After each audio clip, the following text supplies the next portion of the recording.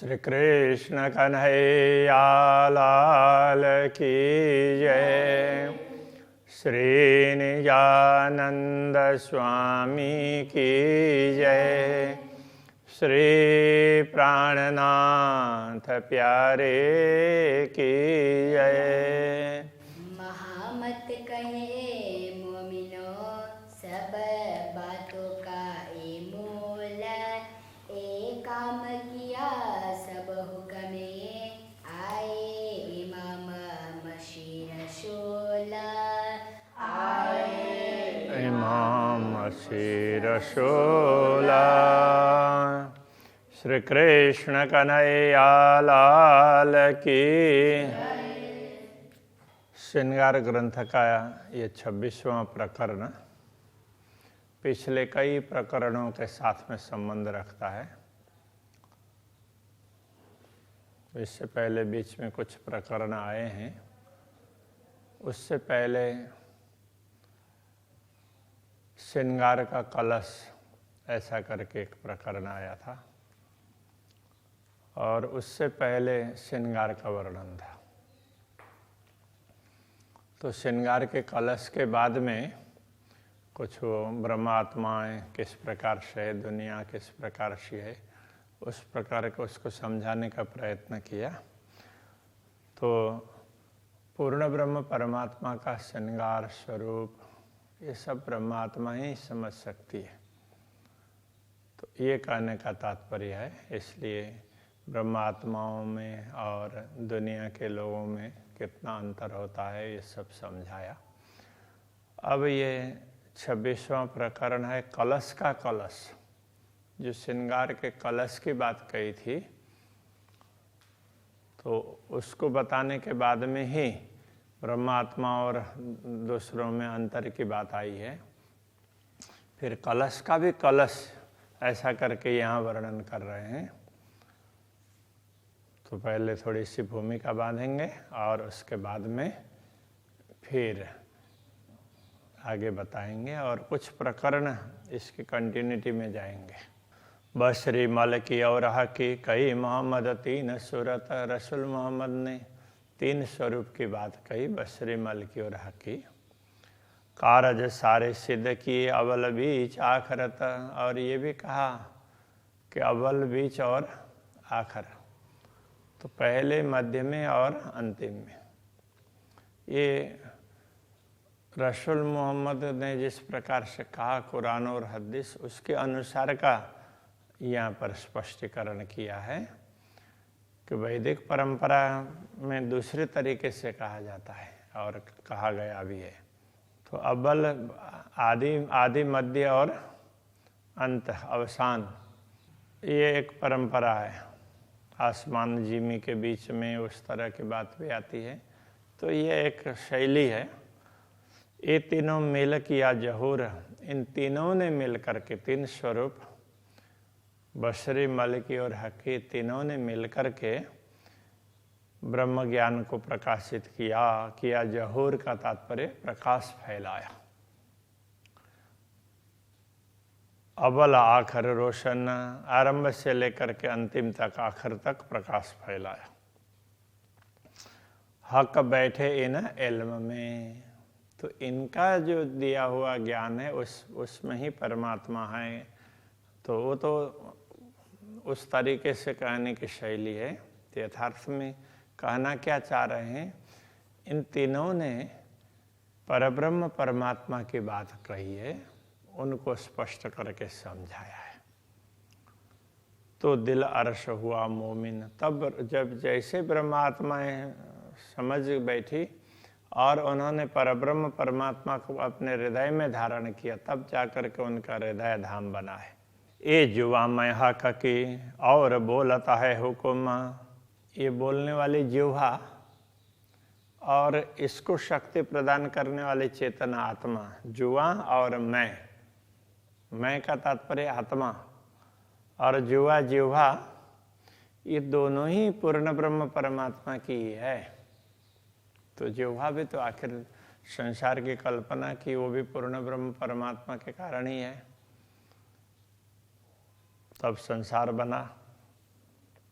इसलिए जो अभी बोला जा रहा है वो पूर्ण ब्रह्म परमात्मा के आदेश से ही और बोलता है हुक्म। बोलने वाला तो दूसरा कोई नहीं है, पूर्ण ब्रह्म परमात्मा का ही आदेश है। तो उसने ही ब्रह्मात्माओं का स्वरूप भी धारण किया, तो ये सारा कार्य वही करता है। हक अरस वर्ण तो हुआ जो वाहिद अथवा का कसम।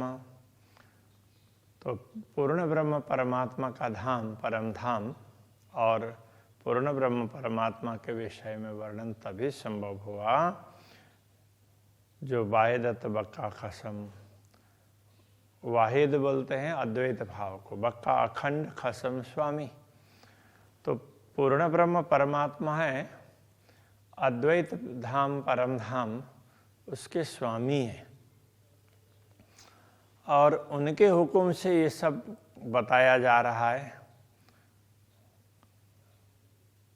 इसलिए उनके कारण ही परम धाम का वर्णन हुआ है, अन्यथा नहीं हो सकता है। तो वो चाहते हैं तब जा करके हुआ। तो अनेक लोगों ने कोशिश की होगी, सबके द्वारा नहीं हुआ। जिनके द्वारा हुआ है तो परमात्मा ने चाहा तब हुआ है, ये कहना चाह रहे हैं। गई बखिलवत जाहिर तो हुई जो हके कराई ये।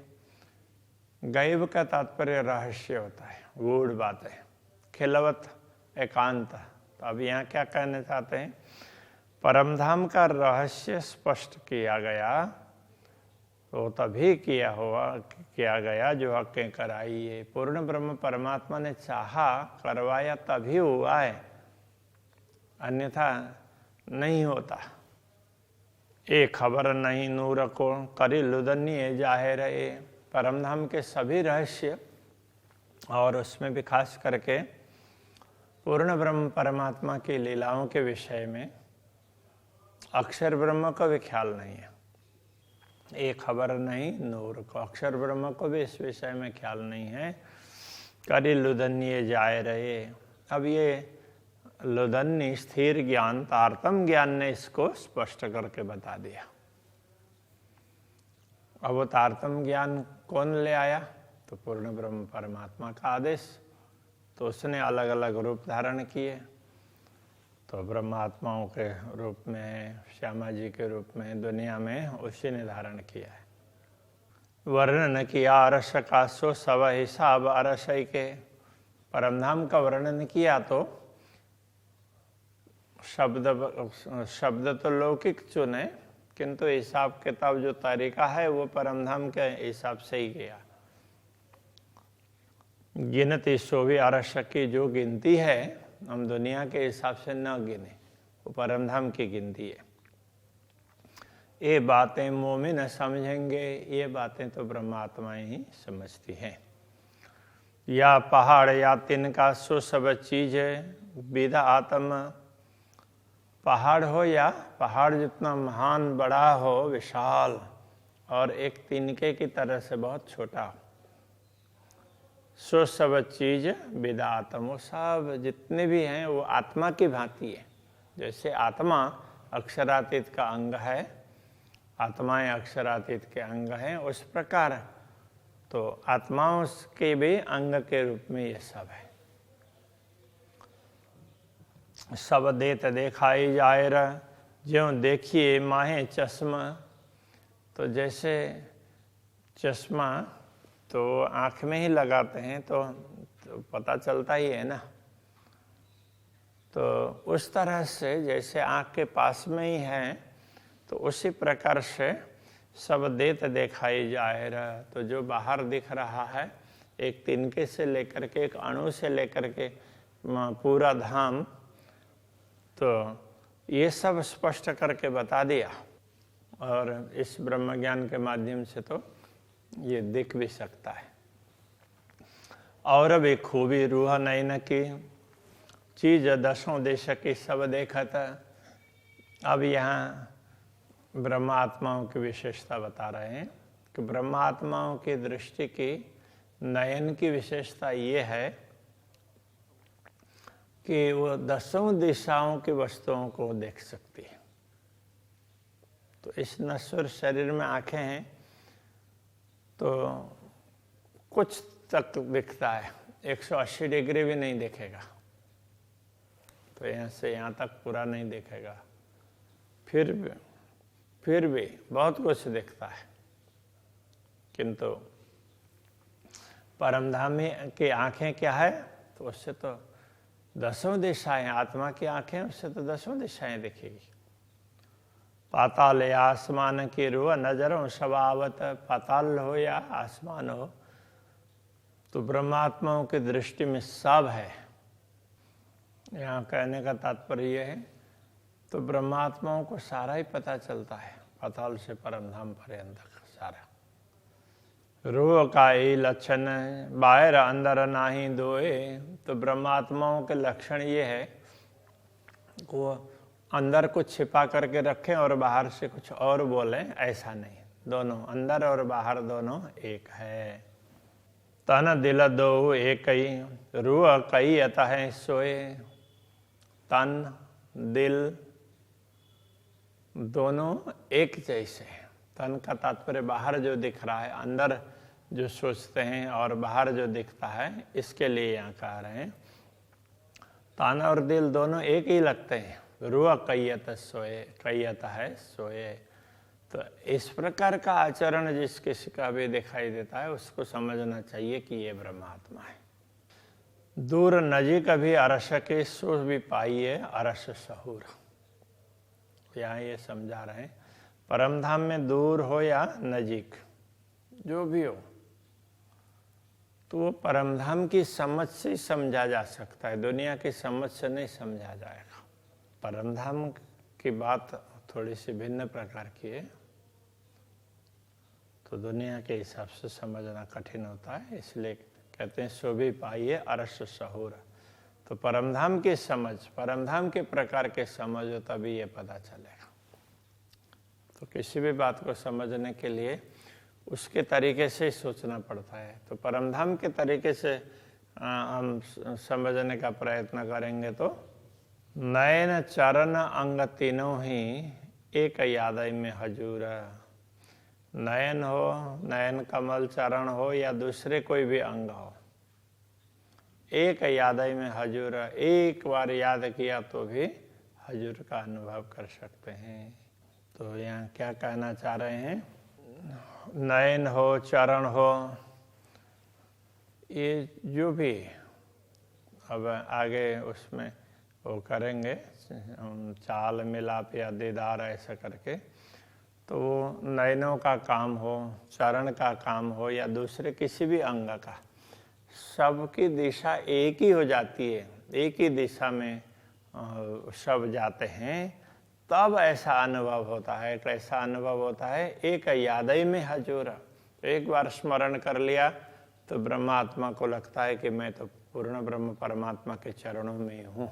हजूर का तात्पर्य निकट, तो पूर्ण ब्रह्म परमात्मा से मैं दूर नहीं हूँ, इस प्रकार का अनुभव होगा। तो वो कब होगा, तो सब इंद्रियों की दिशा एक हो जाएगी, आत्मा की, सबकी। तो इसलिए एकाग्रता बहुत आवश्यक है, एक लक्ष्य रख करके एक दिशा में चलना बहुत आवश्यक होता है। चाल मिलाप या दीदार ये तीनों रूह के नेक। चाल का तात्पर्य कोई भी चलता है तो वो उसकी चाल होती है। तो चाल हो, मिलाप, यहाँ पर चाल का तात्पर्य किस प्रकार का आचरण करना, मिलाप कैसे पूर्ण ब्रह्म परमात्मा का सानिध्य का अनुभव करना, या दीदार उनको, उनके दर्शन करना। ये तीनों रूह के नेक, तो ये तीनों ही ब्रह्मात्माओं के लिए तो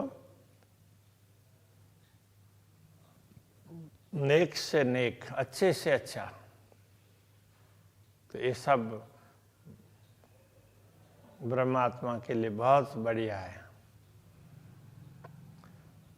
जब ही याद जो आवही तबही होए माहे एक, ये कहना चाह रहे हैं। जब ही याद जो आवही, जब ही स्मरण करते हैं तबही होए माहे एक, तब वो एक ही हो जाते हैं। तो पूर्ण ब्रह्म परमात्मा का स्मरण करते हैं तो उस समय सब चीज़, आँखें भी उनके दर्शन के लिए तरसती है, रसना उनके गुणों को गाने के लिए, और नासिका तो उनकी सुगंध, प्रेम की सुगंध पाने के लिए, तो सबकी दिशा एक हो जाती है। तो ये कहना चाह रहे हैं, जब पूर्ण ब्रह्म परमात्मा का स्मरण होता है तभी हुए माहे एक, सब के सब एक दिशा में लग जाते हैं। या तो जिमी के दूर लगा या नजीक आगो नजर। तो इस दुनिया में, दुनिया के हिसाब से अथवा परमधाम के हिसाब से भी कहें, या तो जिमी के दूर लग, भूमि में दूर दूर तक हो, अथवा तो एकदम नजीक, आगू नजर करने का तात्पर्य नजर के समक्ष एकदम नजीक हो, कोई भी वस्तु दूर हो या नजीक हो। जैसे ही पूर्ण ब्रह्म परमात्मा का स्मरण करते हैं तो तुरंत नजीक पहुंच जाते हैं। इस प्रकार की बात कहना चाह रहे हैं। दूर नजीक सब याद में, स्मरण कर लिया तो दूर समझ लिया तो दूर है, नजीक समझ लिया तो नजीक है। कोई ऐसा दूर नजीक ऐसा होता नहीं है। तबे होए माहे एक, तब वो एक हो जाते। जैसे स्मरण कर लिया तो सब कुछ नजीक होते हैं। जैसे पशु पक्षी कितनी दूर हों परमधाम में, किंतु अक्षरातीत को स्मरण करते हैं तो एक क्षण में पहुंच जाते हैं, उनको समय लगता नहीं है। अरश दिल मोमिन तो कया जो हकसों रूह निश्वत।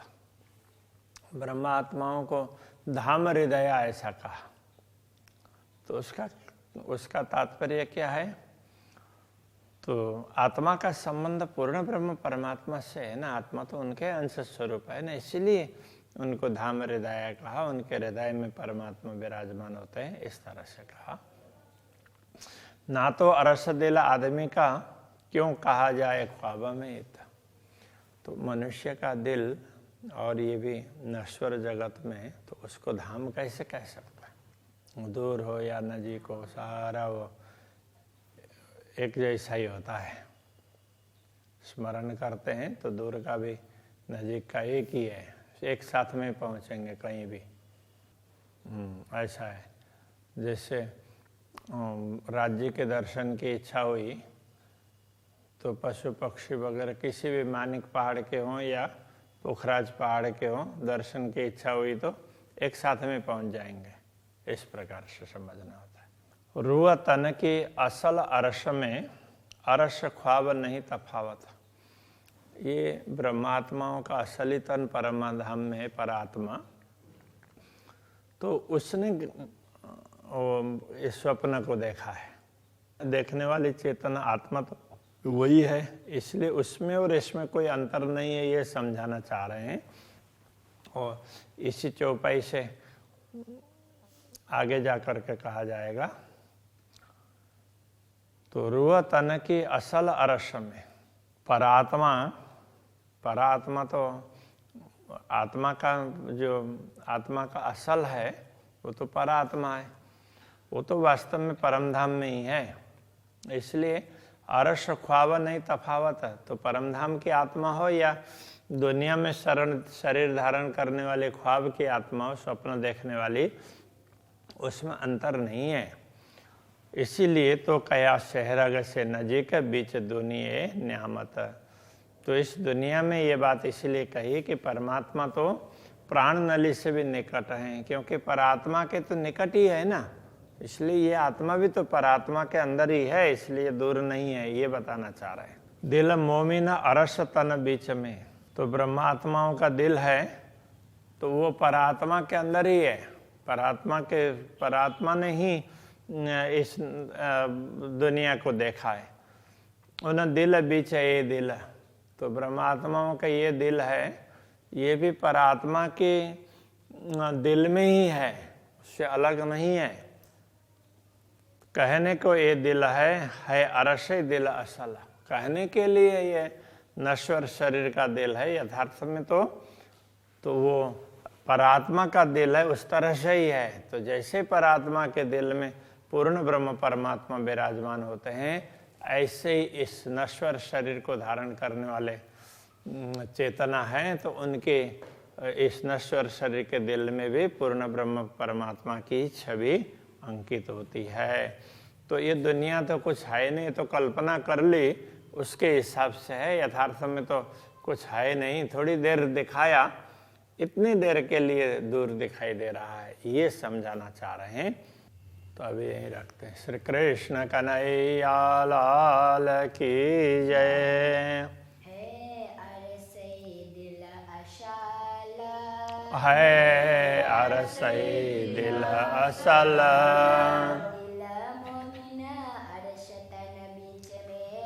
दिल मोमिना अरसतन बिच में, उन दिल बिचाए दिल, कहने को ए दिल है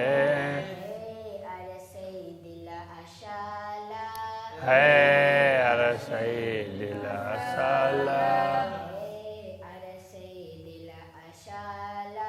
है अरसई दिल असाला।